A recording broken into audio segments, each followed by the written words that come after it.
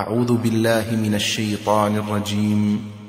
إنما وليكم الله ورسوله والذين آمنوا الذين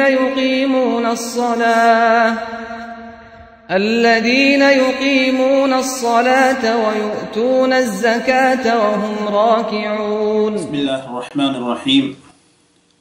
الحمد لله رب العالمين، والصلاة والسلام على أشرف الأنبياء والمرسلين نبينا محمد وعلى آله وصحبه أجمعين.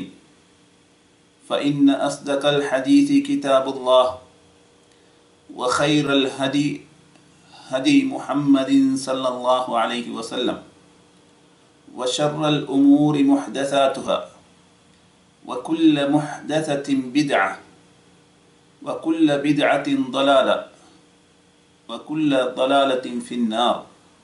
أما بعد. அன்புக்குரிய இஸ்லாமிய சகோதரிகளே,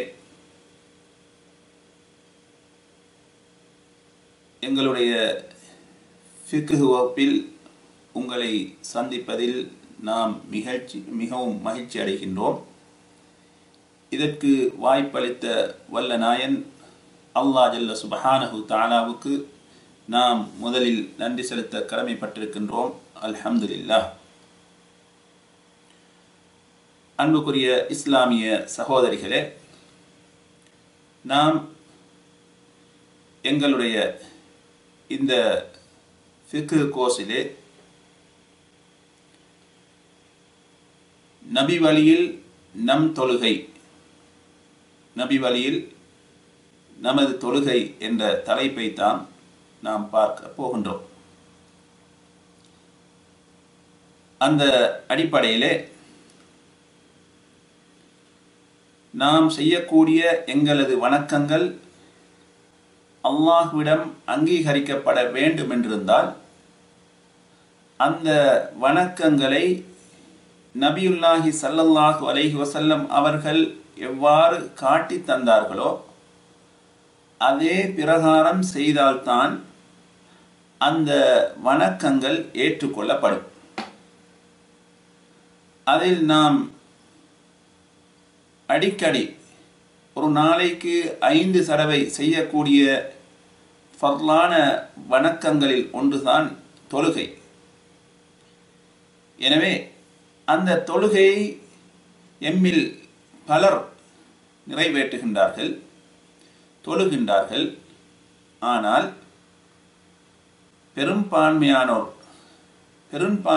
மக்கள் அந்த வணக்கத்தை செய்கின்ற பொழுது அதில் நபி வழியை பின்பற்றாமல், நபி வழி என்னவென்று தெரியாமல் அதில் தவறிழைப்பதை நாம் பார்க்கின்றோம். அதனால்தான் நாம் எங்களுடைய இந்த கோர்ஸுக்கு நாம் தொழுகை, நபி வழியில் நம் தொழுகை என்ற தலைப்பை தெரிவு செய்தோம். அந்த அடிப்படையில் தொழுகையின் ஃபர்லுகளில் ஒன்றுதான் தக்பீர் கூறுதல். தக்பீர் கூறுதல். இந்த தொழுகை பற்றி நாம் இதற்கு முன்னால் சில வகுப்புகள் நடத்தி இருக்கின்றோம். அதில் இதற்கு முன்பு நடைபெற்ற அந்த வகுப்பில் தக்பீரத்துல் இஹ்ராம், ஆரம்ப தக்பீர், அது பற்றி நாம் விளக்கி, அதற்கு பின்னால் நாம் கையை எந்த அளவுக்கு உயர்த்த வேண்டும், உயர்த்திய அந்த கையை நாம் எங்கு வைக்க வேண்டும், எவ்வாறு வைக்க வேண்டும் என்பதையெல்லாம் பார்த்தோம். அடுத்ததாக தக்பீரை கூறி தக்பீர் கட்டியதன் பின்னால் துஆஉல் இஸ்திஃப்தாஹ் என்று சொல்லக்கூடிய அந்த துஆ, பல துஆக்கள் இடம்பெற்றிருக்கின்றன. அவைகளை நாம் உங்களுக்கு சொன்னோம். எனவே இது இரண்டாவது நாம் பார்க்க போவது. அவ்வாறு நாம் தக்பீரை கட்டி துஆஉல் இஸ்திஃப்தாஹ் என்று சொல்லக்கூடிய அந்த துஆவை ஓதியதன் பின்னால் நாம் என்ன செய்ய வேண்டும் என்று சொன்னால் இஸ்திஆதா அஊது பில்லாஹி மினஷ் ஷைத்தானிர் ரஜீம் என்று சொல்ல வேண்டும். அதனுடைய கருத்து எல்லோருக்கும் தெரியும். அல்லது அஊது பில்லாஹி ஸமீஇல் அலீம் மினஷ் ஷைத்தானிர் ரஜீம் மின் ஹமஸிஹி வனஃப்ஹிஹி வனஃப்திஹி என்றும் ஓதலாம். எனவே இஸ்திஆதா என்று சொல்லக்கூடிய இந்த வார்த்தையை 2 விதங்களில் நபி ஸல்லல்லாஹு அலைஹி வஸல்லம் அவர்கள் சொல்லியிருக்கின்றார்கள்.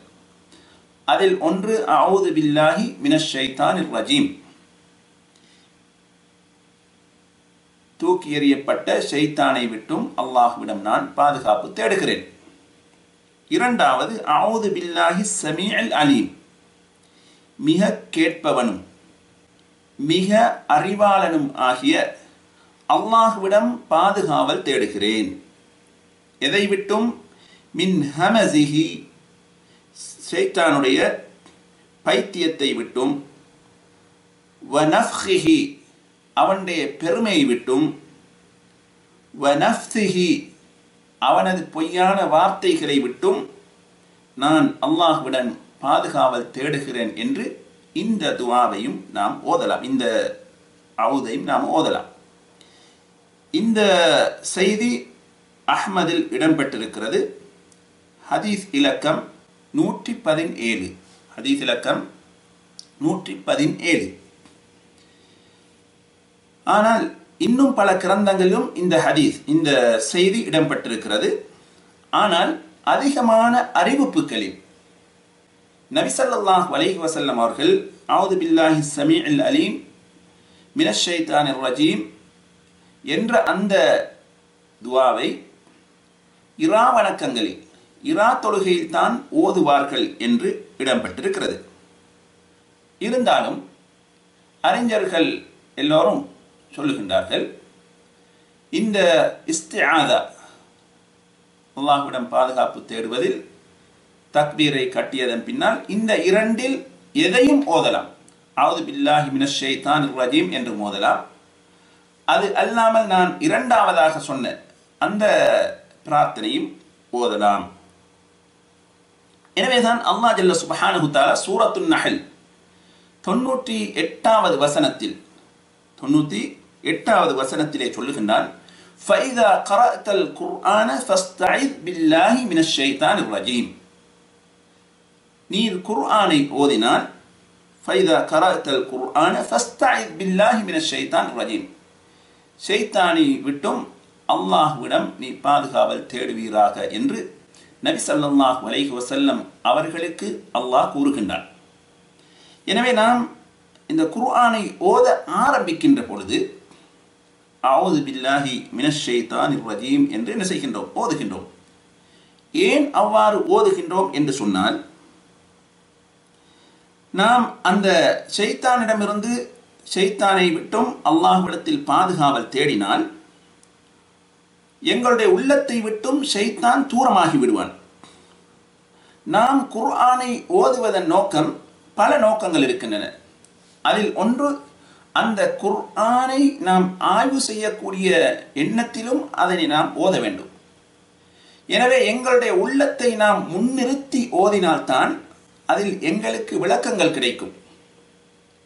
அப்படி இல்லாமல் நாம் கவனஈனமாக ஓதினோம் என்று சொன்னால் அதில் விளக்கங்கள் கிடைக்க மாட்டாது.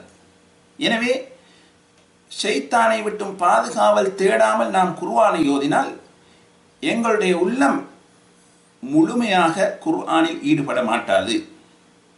அதனால் நாம் அந்த அஊது பில்லாஹி மினஷ் ஷைத்தானிர் ரஜீம் என்று ஓதிட்டோம் என்று சொன்னால் ஷைத்தான் எங்களை விட்டும் தூரமாகி விடுகிறான். அப்பொழுது குர்ஆனை ஓதுகின்ற பொழுது எங்களுக்கு சிந்திக்கக்கூடிய அந்த தன்மை ஏற்படும். எனவே தான் அல்லாஹ் ஜல்ல சுப்ஹானஹு தஆலா தொழுகையாக இருந்தாலும், தொழுகைக்கு வெளியிலாக இருந்தாலும், இந்த குர்ஆனை ஓத ஆரம்பிக்கின்ற பொழுது அஊது பில்லாஹி மினஷ் ஷைத்தானிர் ரஜீம் என்று ஓத வேண்டும் என்ற கட்டளை எங்களுக்கு பிறப்பிக்கப்பட்டிருக்கிறது. எனவே ஷைத்தான் என்றால் எல்லோருக்கும் தெரியும், மிக கெட்டவன். அந்த ஷைத்தான் என்ற அந்த அரபு சொல், அதன் மூல சொல் எது, அடிப்படை சொல் எதிலிருந்து அந்த ஷைத்தான் என்ற சொல் வந்தது என்று பார்த்தால் 2 கருத்து இருக்கிறது. ஒன்று ஷதன, ஷதன என்ற சொல்லில் இருந்து ஷைத்தான் என்று வந்தது. ஷதன என்ன? அவன் மிக தூரமானவன், அல்லாஹ்வின் அருளை விட்டும் மிக தூரமானவன். ஷைத்தான் என்று சொன்னால் அல்லாஹ்வின் அருளை விட்டும் மிக தூரமானவன். இரண்டாவது எந்த சொல்லிலிருந்து வந்த? என்ற சொல்லிலிருந்து வந்தது. ஷாத்தண்டா என்ன? மிக கோபமுடையவன், அவசர புத்தி உடையவன் என்ற கருத்து. அதிலிருந்து தான் ஷைத்தான் என்ற சொல் வந்தது. அதனால்தான் அல்லாஹ் ஜல்ல சுப்ஹானஹு வ தஆலா ஆதம் அலைஹிஸ்ஸலாத்து வஸ்ஸலாம் அவர்களை படைத்ததன் பின்னால் எல்லோருக்கும் சுஜூது செய்யும்படி கட்டளையிட்டான். அந்த சந்தர்ப்பத்திலே ஷைத்தான் இப்லீஸ் மாத்திரம் என்ன சொன்னான்? வகால அஸ்ஜுது லிமன் خلقت طينا. சூரத்துல் இஸ்ரா 61வது வசனத்தில் அல்லாஹ் சொல்லுகின்றான், நீ மண்ணால படைத்த ஒருவனுக்கு நான் சுஜூது செய்ய வேண்டுமா என்று இப்லீஸ் கேட்டான். அந்த அவனிடத்தில் இருக்கக்கூடிய என்ன? கோப பண்பு, அவசர புத்தியின் காரணத்தினால் அந்த கேள்வியை கேட்கிறான். ஆனால் பொதுவாக ஒரு மனிதன் அல்லாஹுடைய வஹியாக இருந்தால், அது குர்ஆனாக இருந்தால், ஹதீஸாக இருக்கலாம், எதுவாக இருந்தாலும் சிந்தனையை முற்படுத்தி பேசக்கூடாது. சிந்தனையை அந்த குர்ஆன் ஹதீஸுக்கு கீழே தான் வைக்க வேண்டும். எனவே முதல் சிந்தனையை முன்வைத்து பேசிய ஒருவன் இப்லீஸ். அதனால் தான் என்ன சொன்னான்? அஸ்ஜுது லிமன் خلقت طينا. மண்ணால படைத்த ஒருவருக்கு நான் சுஜூது செய்ய வேண்டுமா? நீ என்னை நெருப்பினால் படைத்திருக்கின்றாய் என்று அந்த சிந்தனை புத்தியை வைத்து பேசினான். அதனால் கியாம நாள் வரைக்கும் அல்லாஹுடைய அருளை விட்டும் அவன் தூரமாகவே இருக்கின்றான். எனவேதான் நாம் குர்ஆன் ஓதுகின்ற பொழுது, தொழுகையாக இருந்தாலும் தொழுகைக்கு வெளியிலாக இருந்தாலும் என்ன செய்ய வேண்டும்? அஊது பில்லாஹி மினஷ் ஷைத்தானிர் ரஜீம் என்று சொல்லிக்கொள்ள வேண்டும். அவனை விட்டும் பாதுகாப்பு தேட வேண்டும். ரைட். எனவே தொழுகையில தக்பீரை கட்டி துஆஉல் இஸ்திஃப்தாஹை ஓதியதன் பின்னால் ஒரு சூரத்துல் ஃபாத்திஹா ஓதுவதற்கு முன்னால் என்ன ஓதுகின்றோம்? அஊது பில்லாஹி மினஷ் ஷைத்தானிர் ரஜீம் என்று ஓதுகின்றோம். அதற்கு பின்னால பிஸ்மில்லாஹிர் ரஹ்மானிர் ரஹீம், பிஸ்மில்லாஹிர் ரஹ்மானிர் ரஹீம் என்று ஓதுவோம். எனவே தொழுகையில் நாம இரகசியமாக ஓதி தொழக்கூடிய தொழுகையாக இருந்தால் அதில் அஊது பிஸ்மில் இந்த இரண்டையும் இரகசியமாக நாம் ஓதுகின்றோம். ஆனால் பரகசியமாக சப்தமிட்டு ஓதக்கூடிய தொழுகைகளில் எல்லோரும் அஊதை என்ன செய்கின்றார்கள்? இரகசியமாக மௌனமாக ஓதுகின்றார்கள். ஆனால் பிஸ்மில்லாஹிர் ரஹ்மானிர் ரஹீம் என்பதை மௌனமாக ஓதுவதா அல்லது சப்தமிட்டு ஓதுவதா என்று கேட்டால் 2 விதமான கருத்துக்கள் இருக்கின்றன.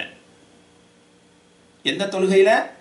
சப்தமிட்டு ஓதக்கூடிய தொழுகையில் நாம் சூரத்துல் ஃபாத்திஹா ஓதமுன் பிஸ்மிலை சப்தமிட்டு ஓதுவதா அல்லது மௌனமாக ஓதுவதா என்று கேட்டால் 2 கருத்துக்கள் இருக்கின்றன.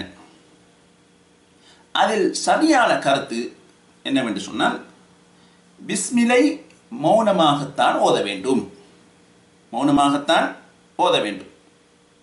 சிலர் நினைத்திருக்கின்றார்கள் இப்படி மௌனமாக சிலாக்கள் தொழுகையை ஆரம்பிக்கும் பொழுது அல்ஹம்துலில்லாஹி ரப்பில் ஆலமீன் என்று ஆரம்பிப்பார்கள். எனவே பின்னால் இருக்கக்கூடிய சில மாமூங்கள் நினைக்கின்றார்கள், பார்த்தீங்களா பிஸ்மி ஓதாம தொழுவிக்கிறாரே என்று. அப்படி அல்ல, பிஸ்மி ஓதுகிறார், மௌனமாக ஓதுகிறார், சத்தமிடாமல் மௌனமாக ஓதுகிறார். அவ்வாறு செய்வதற்கு குர்ஆன் ஹதீஸில் ஆதாரம் இருக்கிறதா என்று கேட்டால் ஆம், ஆதாரம் இருக்கிறது. என்ன ஆதாரம்? முஸ்லிமிலே பதிவாகியுள்ள ஹதீஸ். அனஸ் இப்னு மாலிக் ரலியல்லாஹு அன்ஹு அவர்கள் அறிவிக்கின்றார்கள். ஹதீஸ் இலக்கம் 399 399. அந்த ஹதீஸிலே அனஸ் இப்னு மாலிக் ரலியல்லாஹு தஆலா அவர்கள் சொல்லுகின்றார்கள், நான் நபி ஸல்லல்லாஹு அலைஹி வஸல்லம் அவர்களுக்கு பின்னாலும் அபூபக்கர், உமர், உஸ்மான் ரலியல்லாஹு அன்ஹும் அவர்களுக்கு பின்னாலும் தொழுதிருக்கின்றேன். அவர்கள் தொழுகையிலே கிராஅத்தை ஆரம்பிக்கின்ற பொழுது அல்ஹம்துலில்லாஹி ரப்பில் ஆலமீன் என்றுதான் ஆரம்பிப்பார்கள். லா யذ்குரூன பிஸ்மில்லாஹிர் ரஹ்மானிர் ரஹீம், பிஸ்மில்லாஹிர் ரஹ்மானிர் ரஹீம் என்பதை என்ன கூற மாட்டார்கள் என்று சொல்லிவிட்டு இன்னும் ஒரு அறிவிப்பிலே வருகிறது. என்ன? வகானு யுசிர்ரூன, அந்த பிஸ்மிலை மௌனமாக ஓதுவார்கள், சப்தமிட்டு ஓத மாட்டார்கள் என்ற செய்தி முஸ்லிம் என்ற கிரந்தத்திலே இடம்பெற்றிருக்கிறது. எனவே இந்த ஹதீஸின் மூலமாக நமக்கு தெளிவாக விளங்குகிறது.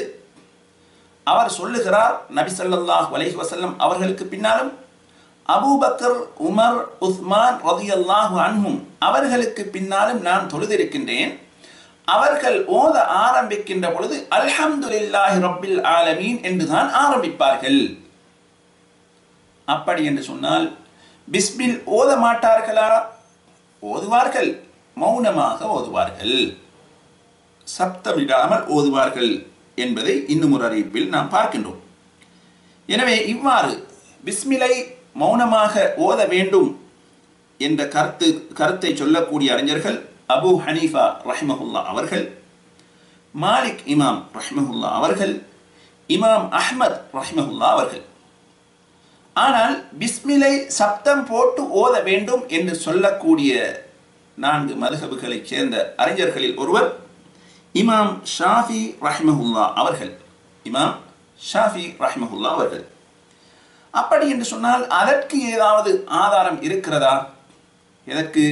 இந்த பிஸ்மில்லாஹிர் ரஹ்மானிர் ரஹீம் என்பதை சப்தமிட்டு ஓதுவதற்கு ஆதாரம் இருக்கிறதா? இமாம் ஷாஃபி ரஹ்மஹுல்லா அவர்கள் சொல்லி இருக்கின்றார்களே என்று கேட்டால் அதற்கு சில ஹதீஸ்கள் இருக்கின்றன.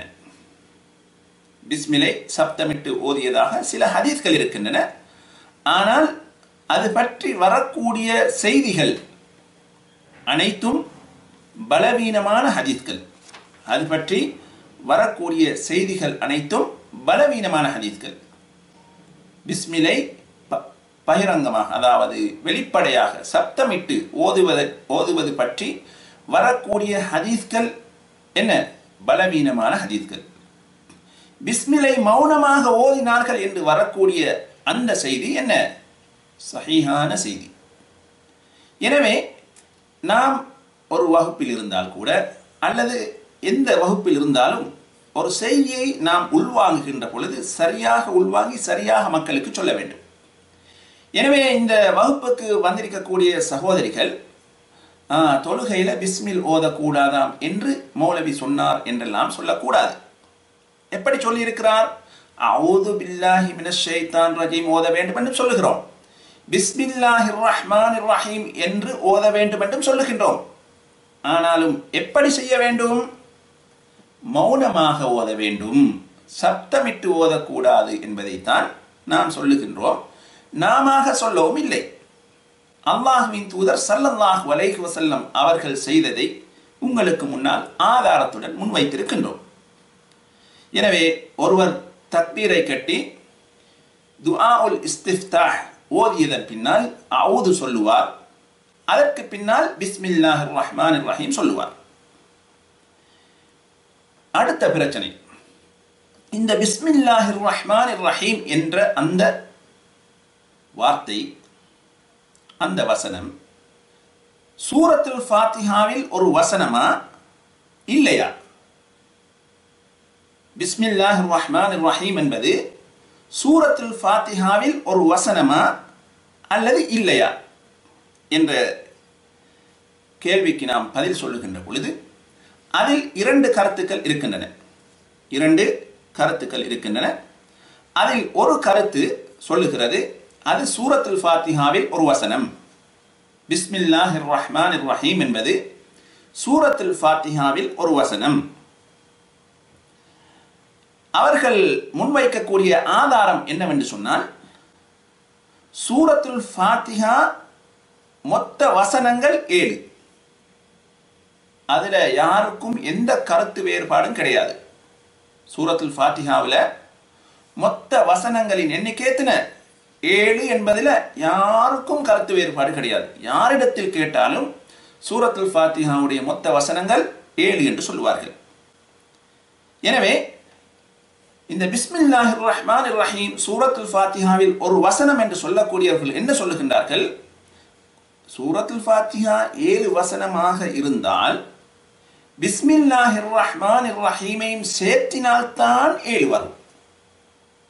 பிஸ்மில்லாஹிர் ரஹ்மான் ரஹீமையும் சேர்த்தினால்தான் 7 வரும், இல்லை என்றால் 6ஆக மாறிவிடும். எனவே பிஸ்மில்லாஹிர் ரஹ்மானிர் ரஹீம் என்பதும் சூரத்துல் ஃபாத்திஹாவில் ஒரு வசனம் என்று சொல்லுகிறார்கள். இது முதல் ஆதாரம் அவர்களுக்கு. இரண்டாவது ஆதாரம் என்ன சொல்லுகின்றார்கள்? நீங்கள் குர்ஆனை எடுத்து பார்த்தால், இங்கு வெளியிடப்பட்ட குர்ஆனை எடுத்து பார்த்தீர்கள் சொன்னால், அந்த குர்ஆனில் சூரத்துல் ஃபாத்திஹாவை எழுதுகின்ற பொழுது பிஸ்மில்லாஹிர் ரஹ்மானிர் ரஹீம் என்று எழுதிவிட்டு நம்பர் 1 போடப்பட்டிருக்கிறது. அப்படி என்ற என்ன? முதல் வசனம் என்று போடப்பட்டிருக்கிறது. எனவே இந்த இரண்டு ஆதாரங்களையும் வைத்து பிஸ்மில்லாஹிர் ரஹ்மானிர் ரஹீம் என்பது குர்ஆனில் ஒரு இந்த சூரத்துல் ஃபாத்திஹாவில் ஒரு வசனம் என்று சொல்லுகின்றார்கள். இது முதல் கருத்து. எனவே சூரத்துல் ஃபாத்திஹாவில் ஒரு வசனம் என்று சொல்லக்கூடியவர்கள் இரண்டு ஆதாரங்களை சொல்லுகின்றார்கள். ஒன்று என்ன சொல்லுகின்றார்கள்? குர்ஆன் சூரத்துல் ஃபாத்திஹா மொத்தம் 7 வசனங்கள். எனவே பிஸ்மில்லாஹிர் ரஹ்மானிர் ரஹீமை சேர்த்துத்தான் 7 வரும், இல்லை என்றால் 6ஆக மாறிவிடும். அதனால் பிஸ்மில் என்பது சூரத்துல் ஃபாத்திஹாவில் ஒரு வசனம் என்று சொல்லுகிறார்கள். இரண்டாவது ஆதாரம் என்ன சொல்லுகின்றார்கள்? குர்ஆனை நீங்க புரட்டி பார்த்தீங்கன்னு சொன்னா, இங்கு வெளியிடப்பட்ட குர்ஆன்ல பிஸ்மில்லாஹிர் ரஹ்மானிர் ரஹீம் என்பது முதல் வசனமாக நம்பர் 1 போடப்பட்டிருக்கிறது. அந்த அடிப்படையிலும் இது சூரத்துல் ஃபாத்திஹாவில் ஒரு வசனம் என்று சொல்லுகிறார்கள். இரண்டாவது கருத்தினர்கள் என்ன சொல்லுகின்றார்கள்?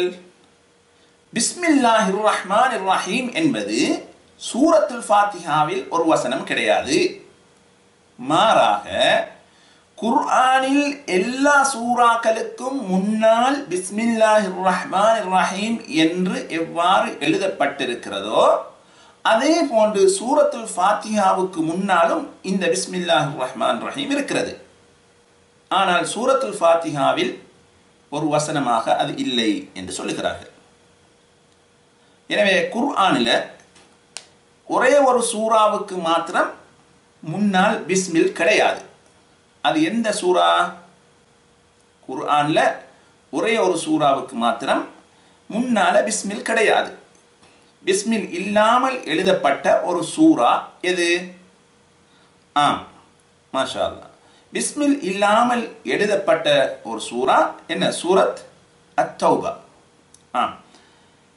எனவே இந்த பிஸ்மில்லாஹிர் ரஹ்மானிர் ரஹீம் என்பது சூரத்துல் ஃபாத்திஹாவில் ஒரு வசனம் இல்லை என்று சொல்லக்கூடியவர்கள் முன்வைக்கக்கூடிய ஆதாரங்கள் என்னவென்பதை நாம் பார்ப்போம். அதில் முதலாவது ஹதீஸ் நாம் பார்க்கின்றோம். முஸ்லிமிலே இடம்பெற்றிருக்கிறது. ஹதீஸ் இலக்கம் 395. இந்த ஹதீஸை நீங்கள் நன்றாக கவனிக்க வேண்டும். இந்த ஹதீஸ் இது ஒரு ஹதீஸுல் குத்ஸி. அல்லாஹ் சொல்லுவதாக நபி ஸல்லல்லாஹு அலைஹி வஸல்லம் அவர்கள் சொல்லக்கூடிய செய்தி. அல்லாஹ் சொல்லுவதாக நபி அவர்கள் சொல்லுகின்றார்கள் என்று சொன்னாலே அந்த ஹதீஸுக்கு பேர் என்ன?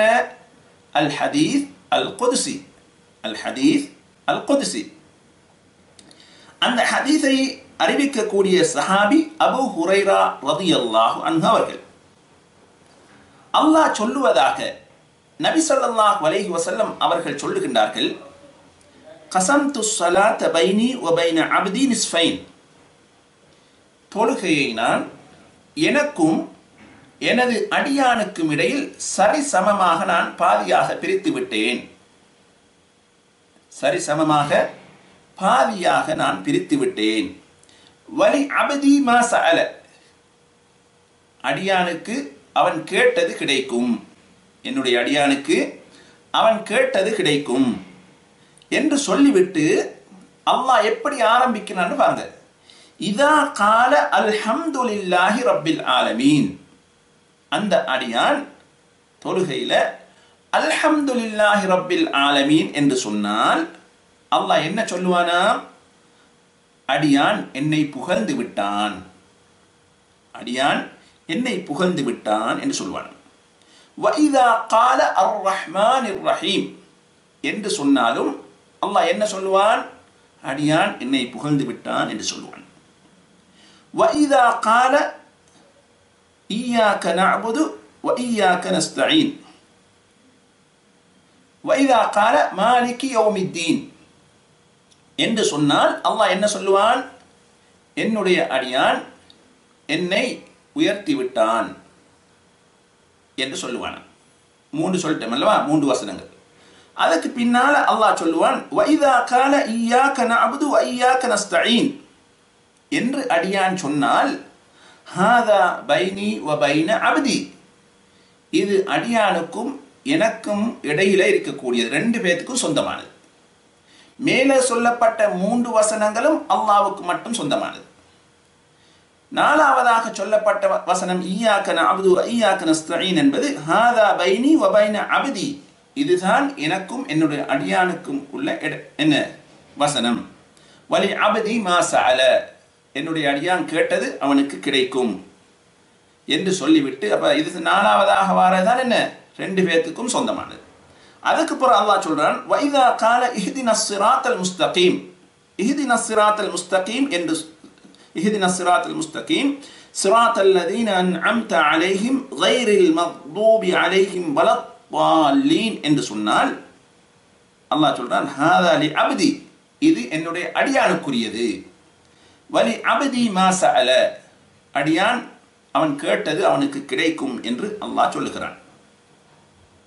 இப்ப இந்த ஹதீஸ்ல நாம பார்க்கிறோம், அல்லாஹ் ஜல்ல சுப்ஹானஹு தஆலா சூரத்துல் ஃபாத்திஹாவை ஆரம்பிக்கின்ற பொழுது எப்படி ஆரம்பித்தான் சொல்லுங்க? பிஸ்மிலுடன் ஆரம்பித்தானா அல்லது அல்ஹம்துலில்லாஹி ரப்பில் ஆலமீன் என்று ஆரம்பித்தானா? அல்லாஹ் எப்படி சொன்னோம்? அல்ஹம்து என்றுதான் அல்லாஹ் ஆரம்பிக்கின்றான். எப்படி ஆரம்பிக்கின்றான்? அல்ஹம்து. எனவே பிஸ்மில்லாஹிர் ரஹ்மானிர் ரஹீம் என்பது சூரத்துல் ஃபாத்திஹாவில் ஒரு வசனமாக இருந்தால் அல்லாஹ் எப்படி ஆரம்பித்திருக்க வேண்டும்? பிஸ்மில்லாஹிர் ரஹ்மானிர் ரஹீம் என்று ஆரம்பித்திருக்க வேண்டும். எனவே அல்லாஹ் அல்ஹம்துலில்லாஹ் என்று ஆரம்பிக்கின்ற காரணத்தினால் சூரத்துல் ஃபாத்திஹாவில் ஒரு வசனமாக பிஸ்மில் கிடையாது என்பதை திட்டத் தெளிவாக இந்த ஹதீஸ் நமக்கு சொல்லுகிறது. அடுத்ததாக தொழுகையில் தொழுவிக்கக்கூடியவர்கள் பிஸ்மிலை மௌனமாக ஓதிவிட்டு அல்ஹம்திலிருந்து சப்தமாக ஓதுகிறார்கள். எனவே சூரத்துல் ஃபாத்திஹா பிஸ்மில்லாவில், இந்த பிஸ்மில்லா என்பது சூரத்துல் ஃபாத்திஹாவில் ஒரு வசனமாக இருந்தால் ஒரு வசனத்தை மட்டும் மௌனமாக ஓதிட்டு மற்ற வசனங்களை சத்தம் போட்டு ஓதலாமா? 2 ஒரே சட்டமாக இருக்க வேண்டும், அப்படித்தானே?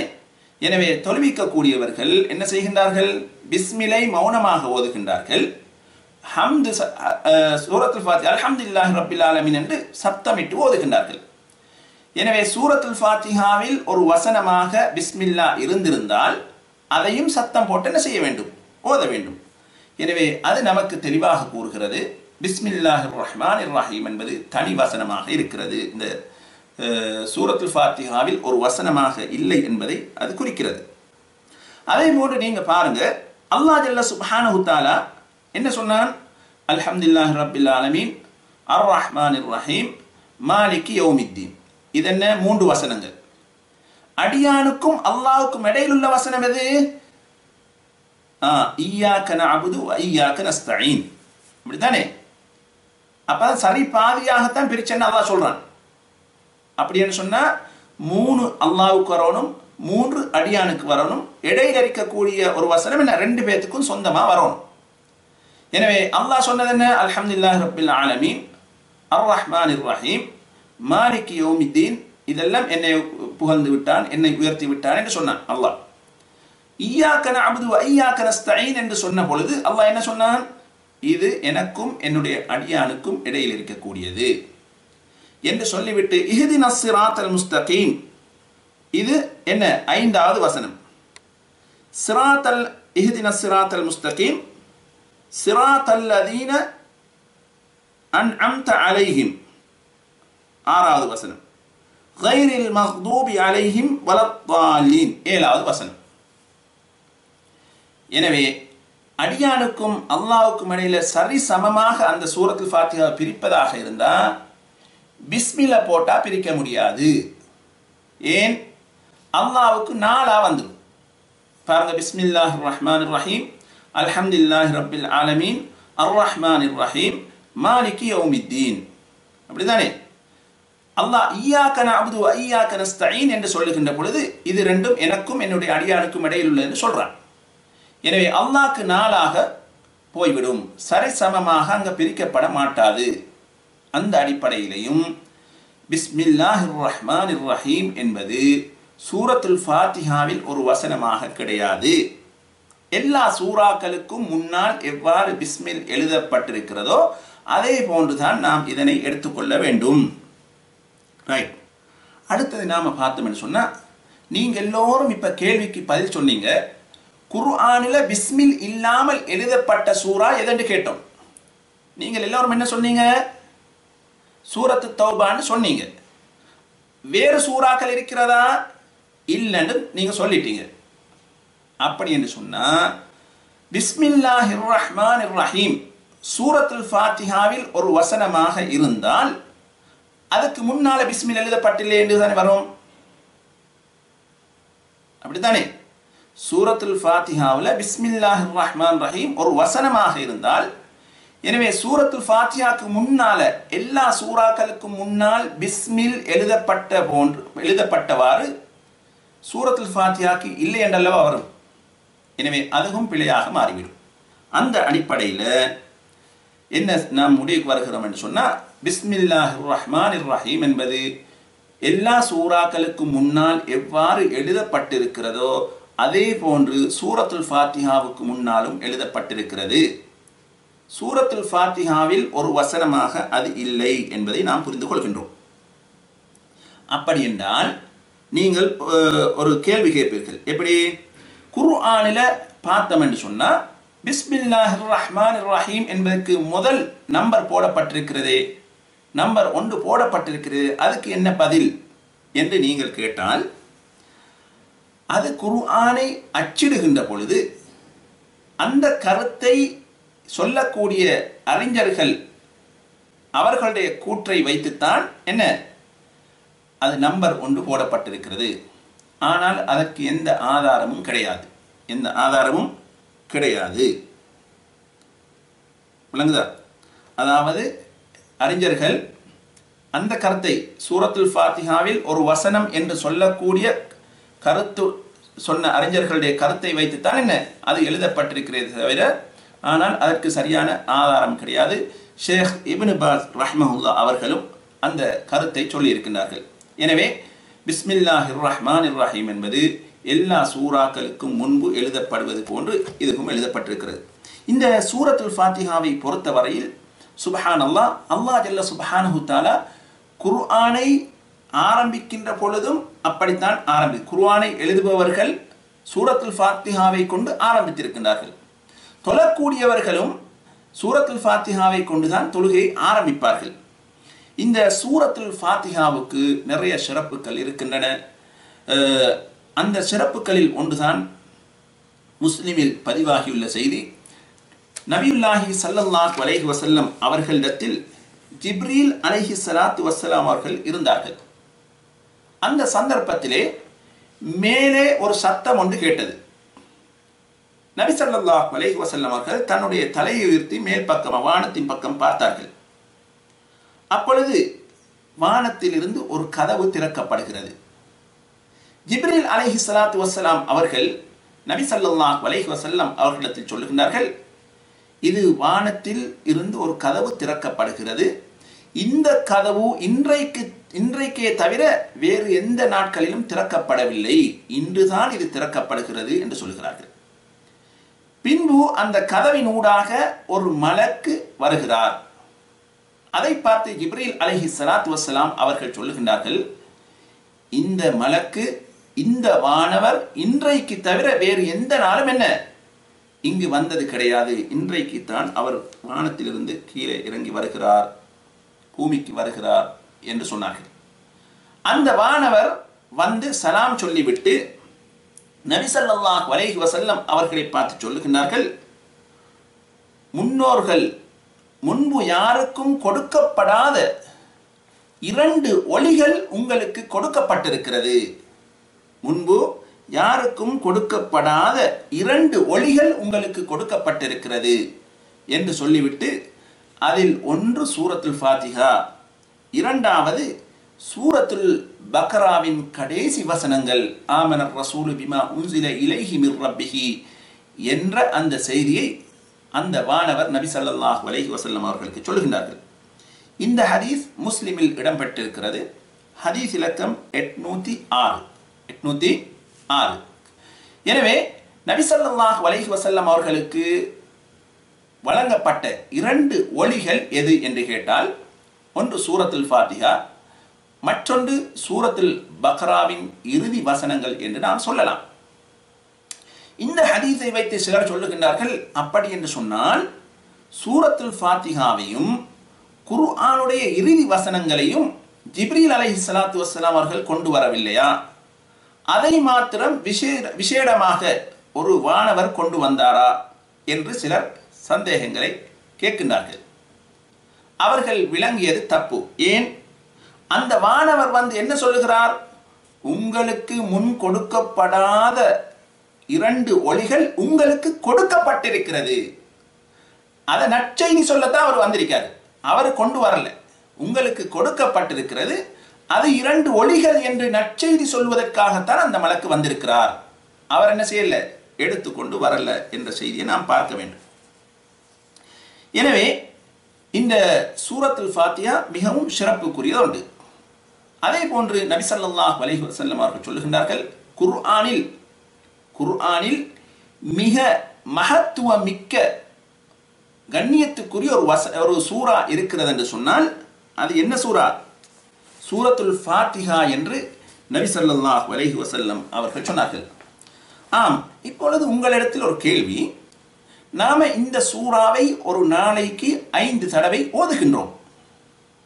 இந்த சூரா மக்காவில் இறங்கியதா அல்லது மதீனாவில் இறங்கியதா? அங்கே குர்ஆன் எல்லாம் பிரட்டி பார்க்க கூடாது. சூரத்துல் ஃபாத்திஹா மக்கியா அல்லது மதனியா? நாம தொடர்ந்து ஓதக்கூடிய ஒரு சூரா.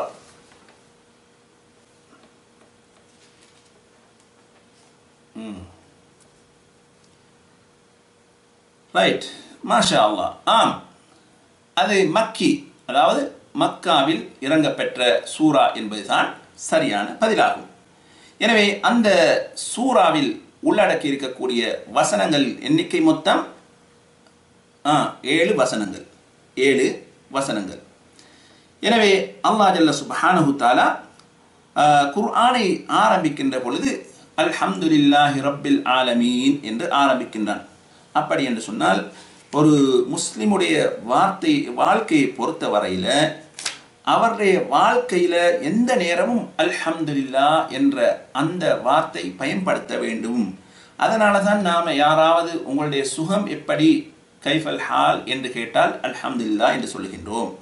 அதே போன்று ஏதாவது நல்ல காரியம் எங்களுக்கு நிறைவேறிவிட்டது என்று சொன்னாலும் நடைபெற்று விட்டாலும் அல்ஹம்துலில்லாஹ் என்று சொல்லுகின்றோம். நாம் தூக்கத்திலிருந்து விழித்தெழும்புகின்ற பொழுதும் அல்ஹம்துலில்லாஹ் என்று சொல்லுகின்றோம். ஒருவர் தும்மி விட்டாலும் அல்ஹம்துலில்லாஹ் என்று சொல்லுகின்றோம். நாம் சாப்பிட்டு முடிந்தாலும் அல்ஹம்துலில்லாஹ் என்று சொல்லுகின்றோம். நாங்கள் பிரயாணத்தில் செல்லுகின்ற பொழுதும் ஓத வேண்டிய துஆவில் ஆரம்பமாக அல்ஹம்துலில்லாஹ் என்று சொல்லுகின்றோம். அதே போன்று ஒவ்வொரு தொழுகையிலும் தொழுது முடிந்ததன் பின்னால் நாம் சுப்ஹானல்லாஹ் சொல்லிவிட்டு அல்ஹம்துலில்லாஹ் சொல்லுகின்றோம். எனவே மனிதனுடைய வாழ்க்கை முழுமையாக என்ன அல்லாஹ்வை புகழக்கூடியதாக இருக்க வேண்டும் என்பதை இந்த வசனம், இந்த சூரா எங்களுக்கு எடுத்து காட்டுகிறது. இருந்தாலும் நாம் இப்பொழுது தஃப்சீர் பாடம் அல்ல, இது ஃபிக்ஹ் பாடம் என்ற காரணத்தினால் இந்த சிறப்பை சொல்லி நாம் முடிக்கின்றோம். இன்ஷா அல்லாஹ் சூரத்துல் ஃபாத்திஹாவுக்கு மாத்திரம் என்ன அது தஃப்சீர் இருக்கிறது, அதை நாம் பார்த்துக்கொள்ளலாம். ரைட். எனவே இப்பொழுது நாம் வருவோம். இந்த சூரத்துல் ஃபாத்திஹாவை ஒருவர் என்ன செய்ய வேண்டும்? தொழுகையில் ஓதுவது கட்டாய கடமை, ஃபர்து. எனவே தக்பீர் சொல்லுவது முதலாவது ஃபர்து. அடுத்ததாக என்ன? சூரத்துல் ஃபாத்திஹா ஓதுவது இரண்டாவது ஃபர்து. எனவே சூரத்துல் ஃபாத்திஹாவை ஒருவர் என்ன செய்ய வேண்டும்? ஓத வேண்டும். இப்பொழுது ஒருவருக்கு சூரத்துல் ஃபாத்திஹா பாடம் இல்லை. நீங்க யோசிக்கலாம், அதாவது மிக உலகத்தில் எல்லாரும் பாடமாக்கி இருக்கக்கூடிய ஒரு சூறா தான் என்ன? சூரத்துல் ஃபாத்திஹா. முஸ்லீம்களை பொறுத்தவரை ஒருவர் இஸ்லாத்துக்கு வந்துட்டாருன்னு சொன்னா தொழுக அவருக்கு கடமை, தொழுக அவருக்கு கடமை. எனவே சூரத்துல் ஃபாத்திஹா பாடம் இல்லாத ஒருவர் என்ன செய்வது என்று கேட்டால், அவர் படிப்பது, சூரத்துல் ஃபாத்திஹாவை படிப்பது கட்டாய கடமை, அதில் சந்தேகம் கிடையாது. உதாரணத்துக்கு உது செய்வதற்கு தண்ணி அவசியம், உது செய்வதற்கு தண்ணீர் அவசியம். தண்ணீர் இல்லை, ஆனாலும் சல்லி கொடுத்து தண்ணி வாங்குவதற்கு தண்ணி இருக்கி. இப்போ இந்த கட்டத்தில் என்ன செய்ய வேண்டும்? சல்லி கொடுத்தாலும் தண்ணீரை வாங்க வேண்டும். ஏன்? உது செய்வதற்கு. அப்ப நீங்க கேள்வி, சல்லி இல்லாட்டி என்ன செய்யற? பொதுவாக மார்க்கத்தில் இல்லாட்டி என்று வந்தாவே அதுக்கு என்ன பதில் வந்துடும். இல்லாட்டி என்ன இஸ்லாம் அனுமதி வழங்கும், அவ்வளவுதான். ரைட். எனவே ஒருவர் குர்ஆனை சூரத்துல் ஃபாத்திஹா ஓதுவது கடமை. அவருக்கு தெரியாவிட்டால் அதனை கற்றுக்கொள்வது என்ன? கடமை. அப்ப சூரத்துல் ஃபாத்திஹா ஆரம்பத்தில் பாடம் இல்லை தானே, தனிமையில தொழக்கூடியவர் எப்படி தொழுவார் என்று கேட்டால், அவர் வேறு ஏதாவது பாடம் இருந்தால் அதை ஓதுவார். அல்லாஹ் சொல்லுகிறான், நபி ஸல்லல்லாஹு அலைஹி வஸல்லம் சொல்லுகிறார், இக்ரா மா தயஸ்ஸர மினல் குர்ஆன். அதாவது இக்ரா மா தயஸ்ஸர மஅக மினல் குர்ஆன். நபி ஸல்லல்லாஹு அலைஹி வஸல்லம் அவர்கள் சொல்லுகின்றார்கள், புகாரியில் பதிவாகியுள்ள ஹதீஸ் 782. குர்ஆன்ல எதை ஓத முடியுமோ அதனை ஓதிக்கொள் என்று நபி ஸல்லல்லாஹு அலைஹி வஸல்லம் அவர்கள் சொல்லுகின்றார்கள். எனவே குர்ஆன்ல ஒன்றுமே பாடம் இல்லை. இப்போ இவர் என்ன செய்வார் என்று சொன்னால், அவர் தஸ்பீஹ் செய்வார். எப்படி? இது லேசான வார்த்தை, எல்லாருக்கும் வந்துடும். ஒரு சொல் 2 தடவை சொல்லி கொடுத்தா வந்துடும். சுப்ஹானல்லாஹ் வல்ஹம்துலில்லாஹ் வலா இலாஹ இல்லல்லாஹ் வல்லாஹு அக்பர் வலா ஹவுல வலா குவத இல்லா பில்லாஹ் என்று ஓதுவார். இந்த ஹதீஸ் அபூ தாவூத் என்ற நூலில் இடம்பெற்றிருக்கிறது. ஹதீஸ் இலக்கம் 832. இன்னும் பல கிரந்தங்களிலும் இந்த ஹதீஸ் இடம்பெற்றிருக்கிறது. எனவே குர்ஆனை சூரத்துல் ஃபாத்திஹா பாடம் இல்லாத ஒருவர் அவசரமாக அதனை கற்றுக்கொள்ள வேண்டும். அதுவரைக்கும் அவர் தொழுவதாக இருந்தால் பாடம் இல்லாமல் அவசரமாக கற்றுக்கொள்ள வேண்டும். இல்லையா என்ன செய்வார்? சுப்ஹானல்லாஹ் வல்ஹம்துலில்லாஹ் வலா இலாஹ இல்லல்லாஹ் வல்லாஹு அக்பர் வலா ஹவுல வலா குவத இல்லா பில்லாஹ் என்ற அந்த பிரார்த்தனையை என்ன செய்வார்? ஓதிக்கொள்வார் என்ற செய்தி அபூ தாவூதில் இடம்பெற்றிருக்கிறது. சரி, ஒருவர் இப்ப கேள்வி கேட்கிறாரு, என்ன? குர்ஆனை படித்து தரக்கூடியவர் கூலி கேட்கிறார், கூலி கொடுத்துத்தான் கற்றுக்கொள்ள வேண்டும், அப்படி செய்யலாமா என்று கேட்கிறார். அப்படி என்று சொன்னால், ஆம், குர்ஆனை ஒருவர் கற்றுத்தருவதற்கு கூலி கேட்டால் கூலி கொடுத்தேனும் என்ன செய்ய வேண்டும்? அதனை கற்றுக்கொள்ளத்தான் வேண்டும். நாம சொன்னோமா இல்லையா? உது செய்வதற்கு தண்ணீர் தேவை, ஆனால் தண்ணீர் கிடையாது, காசுக்கு பணத்துக்கு தண்ணி வாங்குவதற்கு இருக்கிறது. இந்த கட்டத்தில் பணம் கொடுத்து தண்ணீரை வாங்கி உது செய்ய வேண்டும். ஏன்? தண்ணீர் இருக்கிறது. எனவே குர்ஆனை கற்றுக் கொடுப்பதற்கு கூலி எடுக்கலாமா? அடுத்த கேள்வி கேட்பார்கள். குர்ஆனை கற்றுக் கொடுப்பதற்கு கூலி வாங்கலாமா என்று கேட்டால், ஆம், குர்ஆனை கற்றுக் கொடுப்பதற்கு என்ன செய்யலாம்? கூலி வாங்கலாம். நபி ஸல்லல்லாஹு அலைஹி வஸல்லம் அவர்கள் சொன்னார்கள், ஒரு நீண்ட ஹதீஸ், புகாரில இடம்பெற்றிருக்கக்கூடிய ஒரு பெரிய நீண்ட ஹதீஸ் இலக்கம் 5737. அந்த ஹதீஸிலே நபி ஸல்லல்லாஹு அலைஹி வஸல்லம் அவர்கள் சொல்லுகிறார்கள், இன்ன அஹக்க மா அஹத்தும் அலைஹி அஜ்ரன் கிதாபுல்லாஹ். நீங்கள் கூலி எடுப்பதற்கு மிகவும் தகுதி வாய்ந்த அல்லாஹ்வுடைய வேதமாகிய அல் குர்ஆன் என்று நபி ஸல்லல்லாஹு அலைஹி வஸல்லம் அவர்கள் சொல்லுகின்றார்கள். எனவே குர்ஆனை கற்றுக் கொடுத்து விட்டு அதற்கு கூலி எடுக்கலாம் என்பதை இந்த ஹதீஸ் நமக்கு சொல்லுகிறது. காரணம் என்ன? அவரோட மாத்திரம் அதை வச்சுக்கொள்ள இன்னொரு ஆளுக்கு அதை என்ன செய்யறார்? பாஸ் பண்றார், வழங்குகிறார், கற்றுக் கொடுக்கிறார். எனவே இவ்வாறு கூலி எடுப்பதற்கு ஆதாரம் இருக்கிறதா என்று கேட்டால் ஒரு ஹதீஸ் ஆம் என்று சொன்னோம், மேலே சொன்னது. இன்னொருவர் என்ன செய்யறாரு? ஒரு ஆளோட வீட்டுக்கு போய் சூரத்துல் பக்ராவை ஓதுறாரு. சும்மா ஓதிட்டு காசு கேட்கிறார். இது கொடுக்கலாமா? இது ஹராம், கேட்க முடியாது. இது ஹராம். கற்றுக் கொடுத்தல் வேற, சும்மா ஓதுவது வேற. எனவே ஒரு ஆள் சும்மா என்ன செஞ்சாரு? சூரத்துல் ஃபாத்திஹா ஓதினாரு, சூரா யாசினை ஓதினார். ஒரு ஆளுடைய வீட்டுக்கு போய் என்ன செஞ்சாரு? யாசினை 30 தடவை ஓதினார். இப்ப காசு தாங்கினார். இப்ப இது ஹராம். அதுல இருந்து என்ன விளங்குது? நிறைய இடங்கள்ல ஒரு ஆள் மௌத்தாகி விட்டார் என்று சொன்னால் அவருடைய வீட்டுக்கு சிலர் போய் என்ன செய்வாங்க? குர்ஆனை ஓதுவாங்க. ஓதிட்டு என்ன செய்வாங்க? காசை வாங்கி கொண்டு வருவாங்க. இது கூடாது. இது கற்றுக் கொடுத்தல் அல்ல. அவருக்காக அவர் ஓதிக்கொண்டார். இன்னொரு ஆளுக்கு நீயத்து வைத்து ஓதினாலும் அது போய் சேராது. அவர் தான் ஓதுறாரு. வழங்குதா? இப்படி நீயத்து வச்சு எல்லாம் வணக்கங்கள் செய்ய ஆரம்பித்தால் யாருமே வணக்கம் செய்ய மாட்டாங்க. அது மாத்திரமல்ல, மௌத்தாக கூடியவரும் உலகத்தில் வாழக்கூடியவரும் பார்ப்பாரு, பரவாயில்லை, நாம் இருக்கும் பொழுது ஏதாவது செஞ்சுட்டு என்ன போனாலும் நமக்கு எல்லாரும் சேர்ந்து என்ன செய்வாங்க? குர்ஆனை ஓதி பாஸ் பண்ணிடுவாங்க என்ற எண்ணத்தில் அவர் இருப்பார். எனவே குர்ஆனை கற்றுக் கொடுப்பதற்கு கூலி எடுக்கலாமே தவிர அது அல்லாமல் சும்மா போய் வீட்டுகளில் ஓதிட்டு என்ன செய்ய முடியாது? அதுக்கு காசு வாங்க முடியாது. காரணம் என்ன? அவரோட மாத்திரம் அதை நிற்குது. கற்றுக் கொடுத்தல் என்பது இன்னொரு ஆளுக்கும் போகுது. அதுக்கும் ஆதாரம் தனியே இருக்கிறது. நபி ஸல்லல்லாஹு அலைஹி வஸல்லம் அவர்களிடத்தில் ஒரு சஹாபி வந்து, நபியே, எனக்கு இந்த பெண்ணை திருமணம் முடித்து தாருங்கள் என்று சொன்னார். அப்பொழுது நபி ஸல்லல்லாஹு அலைஹி வஸல்லம் அவர்கள், என்ன மகர் இருக்கிறது என்று கேட்ட பொழுது, ஒன்றுமே கிடையாது. மகர் கொடுப்பதற்கு திருமணமும் முடிக்க வேண்டும், மகர் கொடுப்பதற்கு மகர் தொகையும் அவரிடத்தில் கிடையாது. அப்பொழுது நபி ஸல்லல்லாஹு அலைஹி வஸல்லம் அவர்கள் அந்த சஹாபியிடம், குர்ஆனில் ஏதாவது உனக்கு பாடமா என்று கேட்டார்கள்.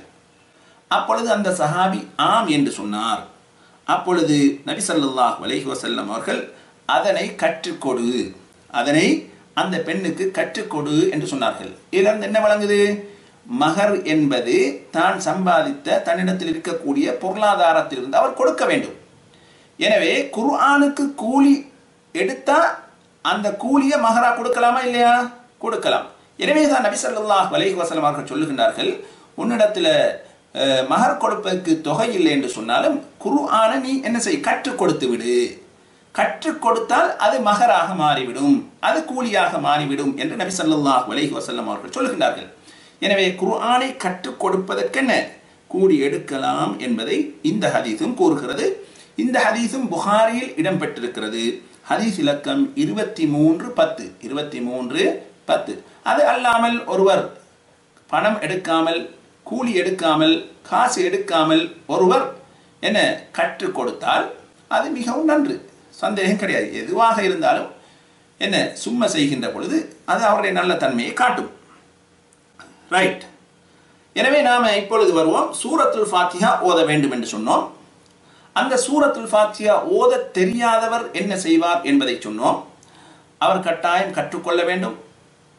அவர் கற்றுக் கொடுக்கக்கூடிய ஆசிரியர் கூலி கேட்டால் கூலி கொடுத்தும் படித்துக் கொள்ள வேண்டும், கூலி கொடுத்தாவது படித்துக் கொள்ள வேண்டும். எனவே சூரத்துல் ஃபாத்திஹா ஓத வேண்டும். இந்த இடத்துல நாம பார்க்க வேண்டும், மாமூமாக தொழக்கூடியவர்கள் இமாம் ஜமாத்துடன் தொழக்கூடியவர்கள் சூரத்துல் ஃபாத்திஹா ஓதுவதா இல்லையா? சூரத்துல் ஃபாத்திஹா ஓதுவதா இல்லையா? இமாமுடன் தொழக்கூடியவர்கள் அவர்கள் சூரத்துல் ஃபாத்திஹா ஓத வேண்டுமா இல்லையா என்று கேட்டால் அதுக்கும் 2 கருத்துக்கள் இருக்கின்றன. அதில் ஒரு கருத்து சொல்லுகிறது, மஅமூங்களாக இருக்கக்கூடியவர்கள் சூரத்துல் ஃபாத்திஹா மட்டும் ஓதுவது கடமை. சூரத்துல் ஃபாத்திஹா மட்டும் ஓதுவது கடமை. ஏனென்று சொன்னால் நபி ஸல்லல்லாஹு அலைஹி வஸல்லம் அவர்கள் சொல்லுகின்றார்கள், என்ன, லா ஸலாத லிமன் லம் யக்ரா பிஃபாத்திஹத்தில் கிதாப். சூரத்துல் ஃபாத்திஹா ஓதாமல் தொழுதவருடைய தொழுகை என்ன, ஏற்றுக்கொள்ளப்பட மாட்டாது என்று நபி ஸல்லல்லாஹு அலைஹி வஸல்லம் அவர்கள் சொல்லுகின்றார்கள். அந்த ஹதீஸ் என்ன, புகாரியில் இடம்பெற்றிருக்கிறது. ஹதீஸ் இலக்கம் 756. 756. அந்த ஹதீஸ் என்ன சொல்லுகிறது?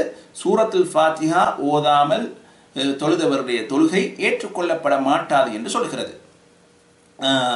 இன்னும் ஒரு எனவே இது சூரத்துல் ஃபாத்திஹா ஒவ்வொருவரும் ஓத வேண்டும் என்பதற்கு இதனை ஆதாரமாக வைக்கின்றார்கள். இன்னும் ஒரு கருத்து சொல்கிறது, இமாமுக்கு பின்னால் நின்று தொழக்கூடியவர்கள் சூரத்துல் ஃபாத்திஹா ஓத தேவையில்லை, இமாமுடைய ஓதல் அவர்களுக்கு போதும் என்று சொல்லுகின்றார்கள். இந்த 2 கருத்துக்களுமே வலுவான கருத்துக்கள். இருந்தாலும் சில அறிஞர்கள் என்ன, சூரத்துல் ஃபாத்திஹா ஓத தேவையில்லை. காரணம் என்னவென்று சொன்னால், இமாம் ஓதுகின்ற பொழுது நாம் கேட்டுக்கொண்டு இருக்க வேண்டும் என்பதுதான் குர்ஆன் சொல்கிறது. ஃபைதா குரிஅல் குர்ஆனு ஃபஸ்தமிஉ லஹு. குர்ஆன் ஓதப்பட்டால் அதனை காது சாய்த்து கேளுங்கள் என்று அல்லாஹ் சொல்லுகின்றான். எனவே அதுவும் குறிப்பாக தொழுகையில் ஓதப்பட்டால் என்ன செய்ய வேண்டும்? நாம காது சாய்த்து கேட்க வேண்டும், ஓதக்கூடாது. அந்த அடிப்படையில் மஅமூமாக இமாமுக்கு பின்னால் நின்று தொழக்கூடியவர்கள் சூரத்துல் ஃபாத்திஹா ஓதுவது கடமையா என்று கேட்டால் என்ன, 2 கருத்துக்கள் இருக்கின்றன. ஒரு கருத்து ஆம் ஓத வேண்டும் என்று சொல்லுகிறது, 2வது கருத்து தேவையில்லை என்று சொல்லுகிறது. இரண்டுமே என்ன, 2க்கும் ஆதாரங்களை 2 குழுவினர்களும் வைக்கின்றார்கள். எனவே இப்படிப்பட்ட சில சட்டங்கள், வலுவான ஆதாரங்கள் மூலமாக 2 கருத்துக்கள் வந்தால் அது எங்களுக்கு சலுகை என்பதை நாம் விளங்கிக் கொள்ள வேண்டும். யாரும் கேட்கக்கூடாது, என்ன இஸ்லாத்தில் அப்படி செய்யலாம் இப்படி செய்யலாம் என்று ஏதாவது ஒன்றை சொல்லுங்களே என்று கேட்கக்கூடாது. இஸ்லாத்தில் 2 கருத்துக்கள் சொல்லப்பட்டிருந்தால் ஆதாரத்துடன், அது என்ன அர்த்தம் தெரியுமா? மக்களுக்கு அல்லாஹ் இலகுவை நாடுகிறான். அதனால தான் நாம் நோன்புல பார்க்குறோம், நோன்பு பிடிக்கும் பொழுது அல்லாஹ் என்ன சொல்லுகின்றான்? நீங்கள் பிரயாணியாக இருந்தால் நோன்பை விடலாம் என்று சொல்கிறானா இல்லையா? ஹதீஸில் எப்படி வந்திருக்கு?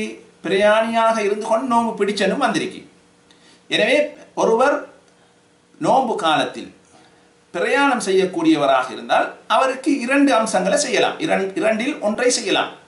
நோன்பை பிடித்து கொண்டும் பிரயாணம் செய்யலாம், நோன்பை விட்டு விட்டும் பிரயாணம் செய்யலாம்.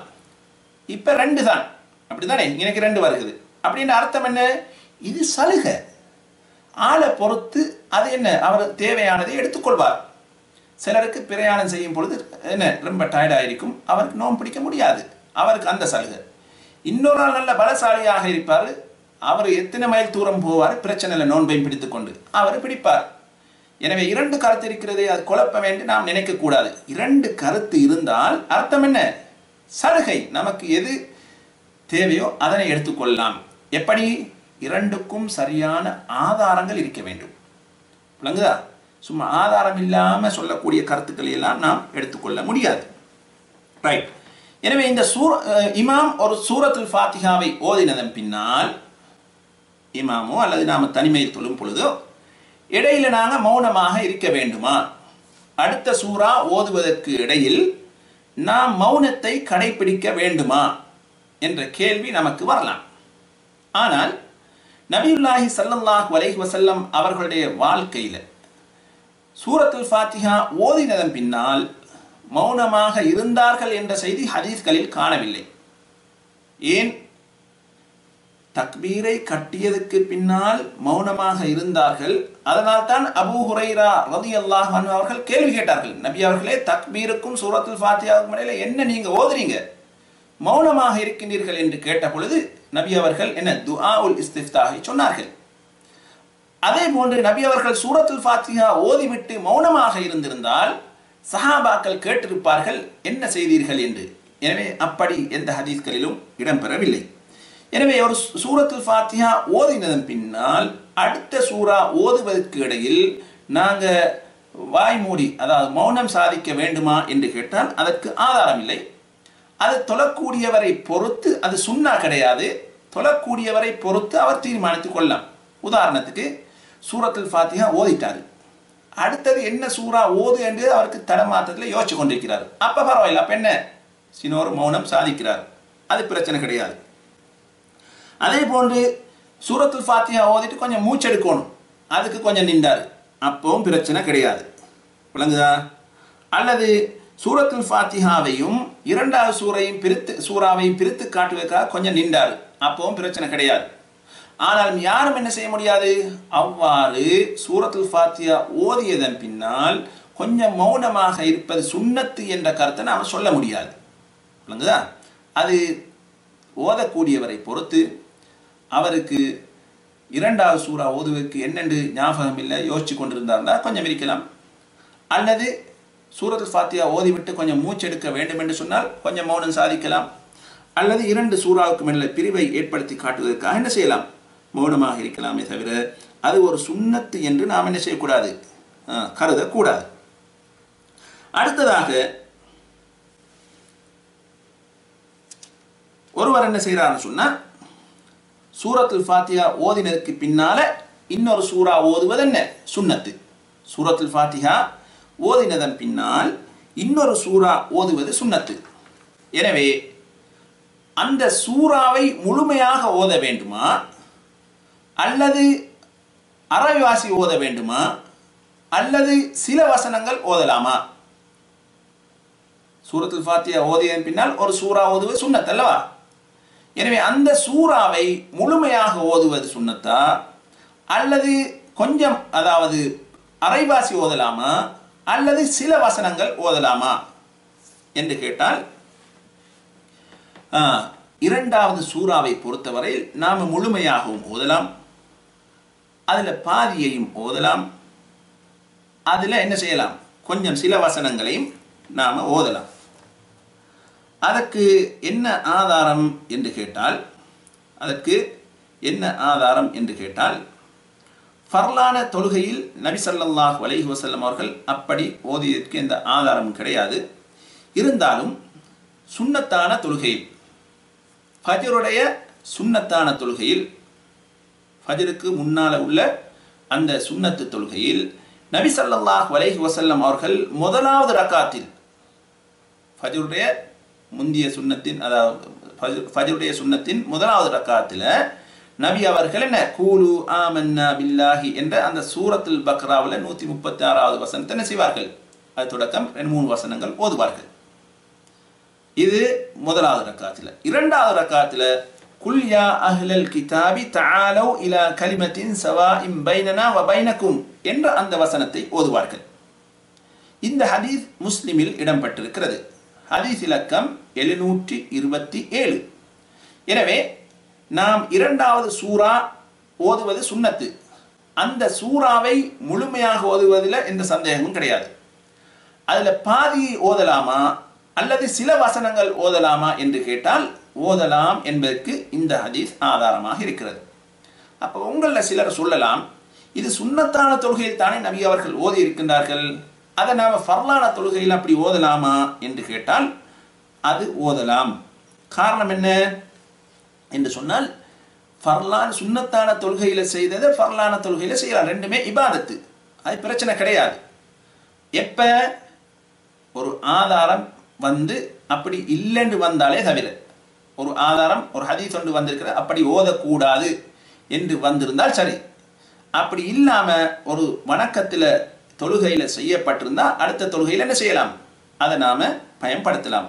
அதற்கு ஆதாரம் தான் சஹாபாக்கள் சொல்லுகின்றார்கள், நபி ஸல்லல்லாஹு அலைஹி வஸல்லம் அவர்கள் சுன்னத்தான தொழுகையை பிரயாணத்தில் இருக்கும் பொழுதே என்ன செய்வார்கள், தொழுவார்கள் என்று சொல்லிவிட்டு என்ன சொல்லுகின்றார்கள், கைர அன்னஹு லா யுஸல்லி அலைஹல் மக்தூபா, ஃபர்லான தொழுகையை என்ன வாகனத்தில் இருந்தவாறு தொழமாட்டார்கள். ஃபர்லான தொழுகையை வாகனத்தில் இருந்தவாறு தொழமாட்டார்கள் என்று சொல்லுகின்றார்கள். எனவே இங்க நபி ஸல்லல்லாஹு அலைஹி வஸல்லம் அவர்கள் பிரயாணத்தில் இருக்கின்ற பொழுதே சுன்னத்தான தொழுகையை தொழுவார்கள், வாகனத்தில் இருக்கும் பொழுதே என்ன சுன்னத்தான தொழுகையை தொழுவார்கள் என்று மட்டும் இருந்தால் ஃபர்லான தொழுகையும் தொழலாம். ஆனால் அங்க என்ன சொல்லப்படுகிறது? ஃபர்லான தொழுகை அப்படி தொழ மாட்டார்கள் என்று விதிவிலக்கு வந்தா செய்ய முடியாது. விதிவிலக்கு வராமல் இருந்தால் சுன்னத்தான தொழுகையில செஞ்சதை ஃபர்லான தொழுகையிலும் செய்யலாம். எனவே நபி ஸல்லல்லாஹு அலைஹி வஸல்லம் அவர்கள் ஃபஜ்ருடைய சுன்னத்தான அந்த 2 ரக்காத்துல முதலாவது ரக்காத்துல சில வசனங்கள் ஓதி இருக்கின்றார்கள், இரண்டாவது ரக்காத்துல சில வசனங்கள் ஓதி இருக்கின்றார்கள். அந்த அடிப்படையில தொழக்கூடிய நாம் ஒரு சூரா ஓதுவது, சூரத்துல் ஃபாத்திஹாக்கு பின்னால ஒரு சூரா ஓதுவது சுன்னத்து. அதனை முழுமையாகவும் ஓதலாம், பாதியாகவும் ஓதலாம், சில வசனங்களாகவும் என்ன செய்யலாம் ஓதலாம் என்பது நமக்கு தெளிவாக இருக்கிறது. அதே போன்று நாம் சூரத்துல் ஃபாத்திஹா ஓதியதற்கு பின்னால ஒரு சூரா ஓத வேண்டும். சரி, ஒருவர் என்ன செய்யறாருன்னு சொன்னா அதே சூறாவை 2வது ரக்காத்திலையும் ஓதுறாரு. அதே சூறாவை குல் ஹுவல்லாஹு அஹத் சூரத்துல் இக்லாஸ் இத என்ன செஞ்சாரு ஒரு ரக்காத்துல ஓதினார். 2வது ரக்காத்திலையும் என்ன செய்யறாரு சூரத்துல் ஃபாத்திஹா ஓதினதுக்கு பின்னால சூரத்துல் இக்லாஸ் குல் ஹுவல்லாஹு அஹத் என்பதை தான் ஓதுறாரு. இப்படி ஓதலாமா என்று கேட்டால் அதுவும் பிரச்சனை கிடையாது, ஓதலாம். பிரச்சனை கிடையாது, ஓதலாம். காரணம் என்னவென்று சொன்னால் நபியுல்லாஹி ஸல்லல்லாஹு அலைஹி வஸல்லம் அவர்கள் என்ன செய்தார்கள்? இதா ஸுல்ஸிலத்தில் அர்லு ஸில்ஸாலஹா, இதா ஸுல்ஸிலத்தில் அர்லு ஸில்ஸாலஹா சூரத்துல் அஸ்ஸில்ஸால் என்று சொல்லக்கூடிய அந்த சூறாவை நபி ஸல்லல்லாஹு அலைஹி வஸல்லம் அவர்கள் 2 ரக்காத்திலும் என்ன செய்தார்கள்? சூரத்துல் ஃபாத்திஹாக்கு பின்னால ஓதினார்கள். சூரத்துல் ஃபாத்திஹாவுக்கு பின்னால ஓதினார்கள் என்ற செய்தி இடம்பெற்றிருக்கிறது. எப்படி? 2 ரக்காத்திலும், அதாவது மக்ரிப் தொழுகையில என்று நினைக்கின்றேன், நபி ஸல்லல்லாஹு அலைஹி வஸல்லம் அவர்கள் என்ன செய்தார்கள்? 2 ரக்காத்திலுமே சூரத்துல் ஃபாத்திஹாவுக்கு பின்னால என்ன தோதினாங்க? இதா ஸுல்ஸிலத்தில் அர்லு ஸில்ஸாலஹா என்பதை தான் ஓதினாங்க. நம்ம டாக்கள்லாம் சொல்லுவாங்க மௌலவிக்கு அது மட்டும்தான் பாடம் போல, அதனால தான் அதையே ஓதுகிறார் என்று சொல்லுவார்கள். ஆனால் இந்த ஹதீஸை சொன்னால் சிலர் சொல்லலாம் அது நபி ஸல்லல்லாஹு அலைஹி வஸல்லம் அவர்கள் மறந்து ஓதிருப்பாங்க என்று ஒரு கருத்தை சொல்லுவார்கள். நபி ஸல்லல்லாஹு அலைஹி வஸல்லம் அவர்கள் மறந்து ஓதி இருந்தால் மக்களுக்கு சொல்லி இருப்பார்கள், இது நான் மறந்து தான் 2வது தடவை ஓதிட்டேன், வேறொரு சூறா தான் ஓத வேண்டும் என்று சொல்லி இருப்பார்கள். எனவே நபி அவர்கள் விளங்கப்படுத்தாத காரணத்தினால் என்ன செய்யலாம்? அது ஒரு சட்டமாக நாம் எடுத்துக்கொள்ளலாம். அதே சூறாவை நாம் அடுத்த ரக்காத்திலும் என்ன செய்யலாம்? ஓதலாம் என்பது நமக்கு தெளிவாக இருக்கிறது.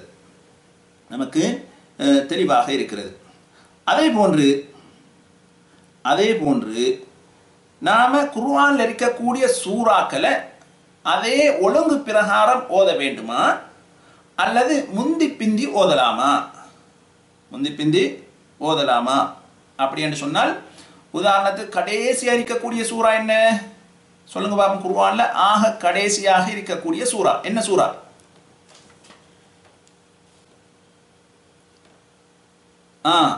சூரத்துன் நாஸ், குல் அஊது பி ரப்பின் நாஸ் என்ற அந்த சூறா.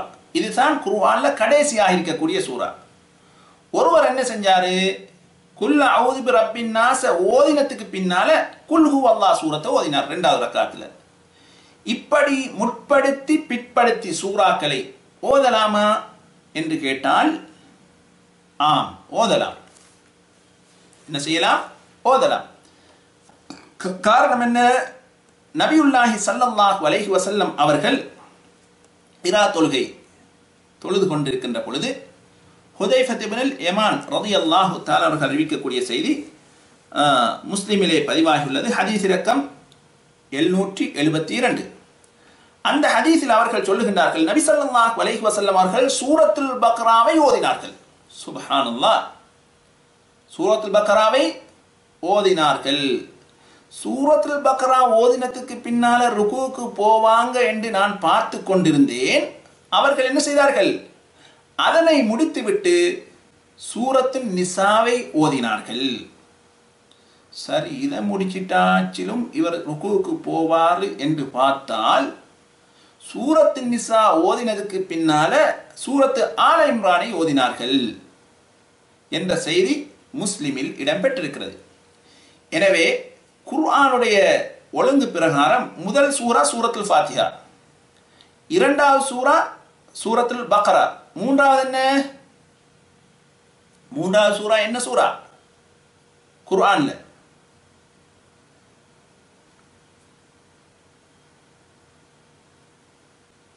குர்ஆன்ல மூன்றாவது சூரா ஆல இம்ரான், நாலாவது சூரா தான் சூரத்துன் நிசா. ஆனால் நபி அவர்கள் எப்படி ஓதினார்கள்? சூரத்துல் பக்ரா, அதுக்கு பின்னால சூரத்துன் நிசா, அதுக்கு பின்னால ஆல இம்ரான். அப்படின்னா சூறாக்களை முற்படுத்தி பிற்படுத்தி ஓதலாம் என்ற செய்தியை நாம் இந்த ஹதீஸிலே பார்க்கின்றோம். எனவே நாம் எங்களுடைய இன்றைய இந்த பாடத்திலே இரண்டாவது ஃபர்லாக இருக்கக்கூடிய சூரத்துல் ஃபாத்திஹா, அது பற்றி வரக்கூடிய சந்தேகங்கள், அது தொடர்பான சில விஷயங்களும் நாம் பார்த்தோம். எனவே இன்றைய பாடத்தில் சூரத்துல் ஃபாத்திஹாவுக்கு பின்னால ஓதப்பட வேண்டிய இரண்டாவது சூரா, அதில் வரக்கூடிய சில சந்தேகங்கள் என்ற அம்சங்களை நாம் இன்று எங்களுடைய பாடத்திலே பார்த்தோம். இன்ஷா அல்லாஹ் அடுத்த வாரம் எங்களுடைய பாடத்தின் இந்த நபி வழியில் நம் தொழுகை என்ற இந்த தலைப்பில் அடுத்த தொடரை நாம் இன்ஷா அல்லாஹ் பார்ப்போம்.